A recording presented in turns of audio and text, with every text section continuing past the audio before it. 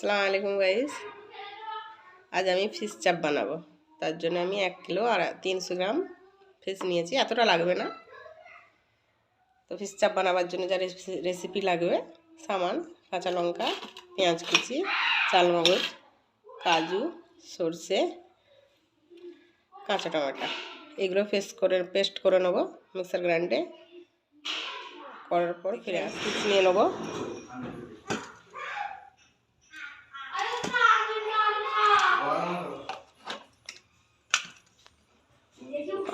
পাঁচ পিস মতো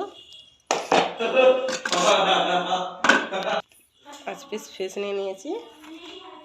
এর মধ্যে খালি অল্প লবণ অ্যাড করব, পুরো মাখিয়ে নেব।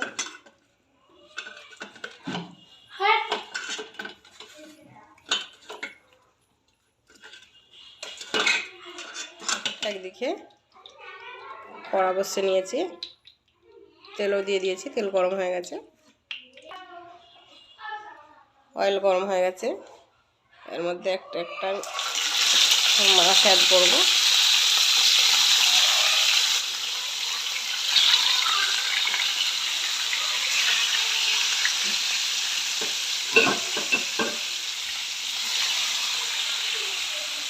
ভেজে নেব কড়া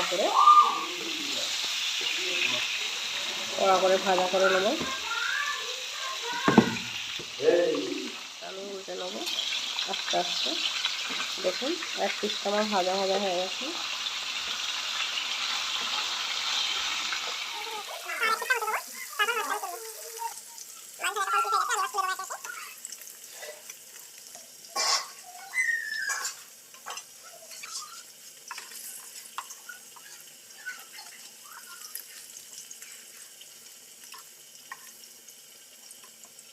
এর মধ্যে আমি জিরে ফোড়ন দেবো,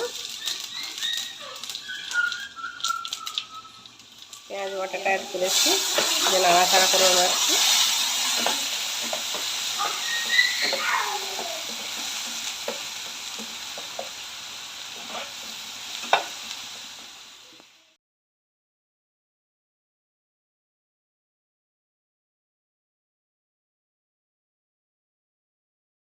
তো আমি মাছের তেলেতেই তরকারিটা রান্না করব।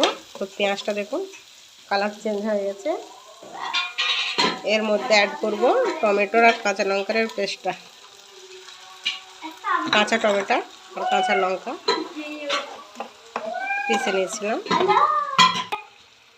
দিয়ে নাড়াচাড়া করে নেবো মিনিট দিয়ে।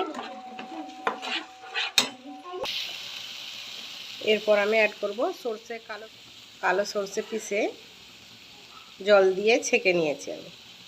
সেই জন্য কালো সরষের একটা কালো কালো ছিটে থাকে, ওটা থাকে না ছেঁকে নিবার পর। দিয়ে নাড়াচাড়া করে নেব। এর মধ্যে অ্যাড করব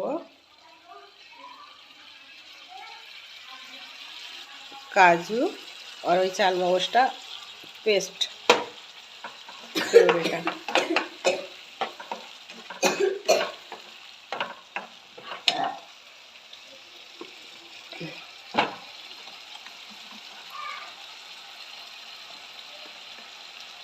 এর মধ্যে অ্যাড করব লবণ,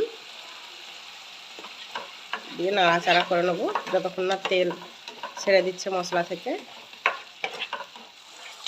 দেখুন মশলা থেকে তেল ছেড়ে দিয়েছে, কালারটা কত সুন্দর লাগছে।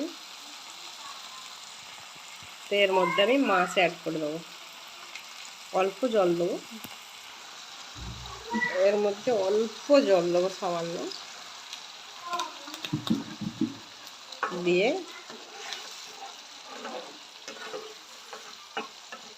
মিনিট 2 ঢাকা দিয়ে দেবো। তারপর মাছ অ্যাড করবো, দুধ।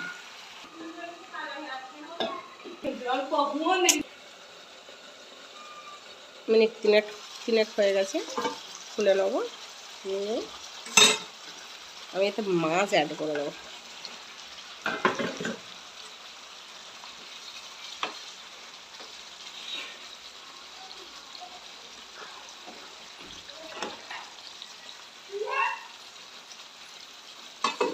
এবার আমি